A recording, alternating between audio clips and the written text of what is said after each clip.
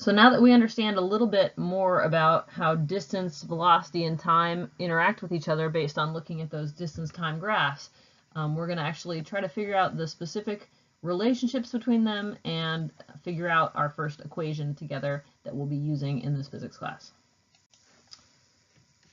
So the first question is, which variables are dependent and which variables are independent?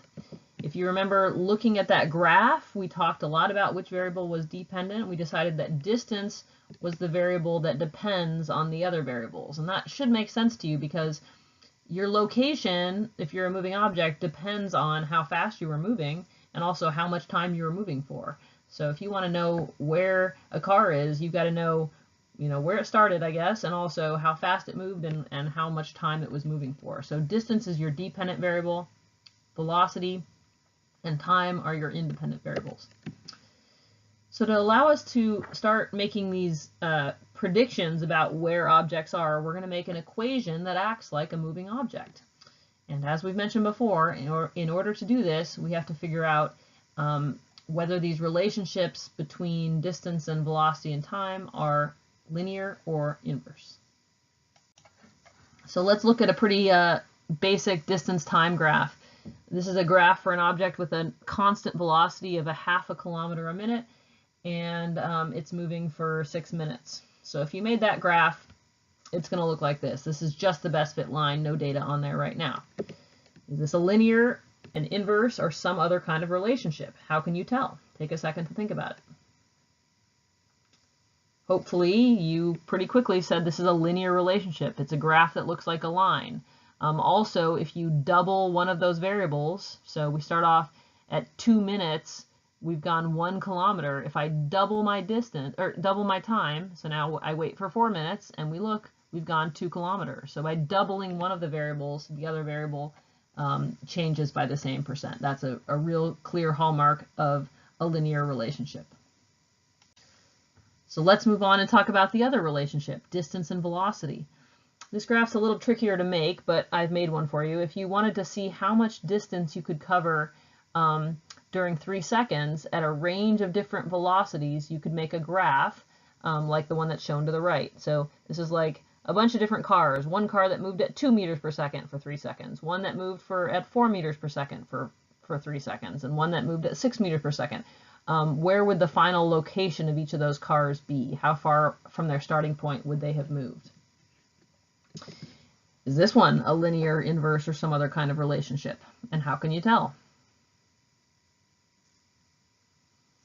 Just like the last graph, this is a nice straight line, okay? Which means we're dealing with another linear relationship. If you double one of those variables, if you double the speed of your car, you're going to end up traveling twice as much distance than you were traveling before. So that's, again, what we notice when we're looking at our linear relationships. All right, so assuming that velocity and time are the only 2 variables that impact distance, which they are, and we have our 2 relationships figured out, we can now combine those 2 relationships and build our first equation. What we're going to do is we'll put our dependent variable on the left, that d over there, and we're going to multiply together the 2 relationships that we found, our 2 linear relationships on the right. So we have a d on the left, an equal sign, and then a v times a t on the right. So we have this equation, d equals v times t. This may have been an equation you guys have actually seen before in another math class, so this shouldn't really surprise you very much. But now hopefully you understand how it works. Because we have linear relationships for all of those variables, when you double the velocity, distance doubles. If you triple the time an object moves, the distance triples. What do you think would happen if you double the velocity and triple the time? Well, because they're both direct relationships, doubling the velocity makes the distance twice as far. Tripling the time makes it 3 more times as far, so we've actually made that distance 6 times farther by making changes to both of the independent variables that impact distance. So before we jump into really using this equation a lot, it's good to kind of run some tests or some thought experiments to see if the equation's working the way it's supposed to be working. So I'm going to pose this question. At exactly 12 o'clock, a football player is located at the 20-yard line. can we find the velocity of this player using the new equation that we just figured out?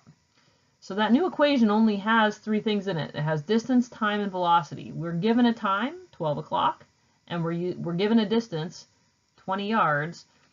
So can we use that equation to find our velocity? Just think about it. Hopefully it occurs to you guys that there's actually a lot of possible velocities this football player could have. She could just be standing still at the 20-yard line, or maybe she's walking backwards with a negative velocity, or maybe she's speeding up, or maybe she's doing something crazy like digging a hole and she's not moving sideways, but she's moving up and down.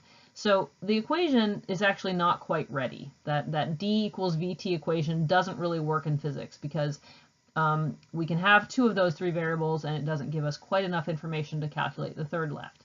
And the reason that it doesn't work is because we need some operators.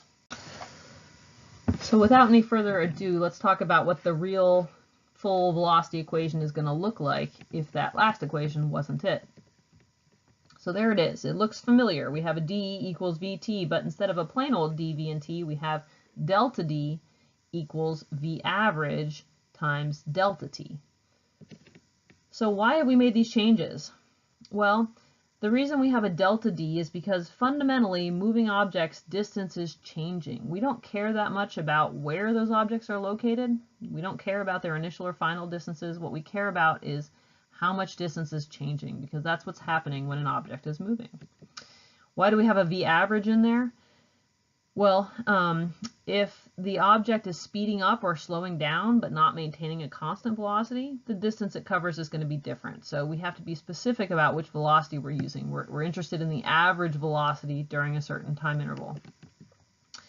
And the delta T goes along with the delta D. Right? We want to know how much time that object is moving for. We don't care what time it starts moving. So the 12 o'clock, for example, in the last football player problem didn't really matter. What does matter is how much time she's actually running or moving during. So the change in time, the delta T, is what we're looking for. So this equation is probably not the way you've seen it in previous science classes, but those operators are really important. And as you start to break down problems to use this equation, please make sure you pay careful attention to finding the delta D, the V average, and the delta T in cases where they may not be given to you in that format in the problem. So a quick summary of this presentation. The variable change in distance has a linear relationship with average velocity, and it has a linear relationship with change in time. When you're using those equations, pay close attention to the operators in the equation. Delta D is a very different value than the initial or final distance, and you'll get wrong answers if you use the wrong variables.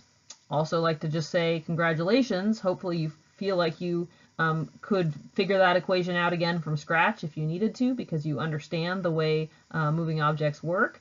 And now that you create that equation, you own that equation. It's one that you could make again. It's one that you can use anytime you want, and understand how the variables contribute to the results that you're getting.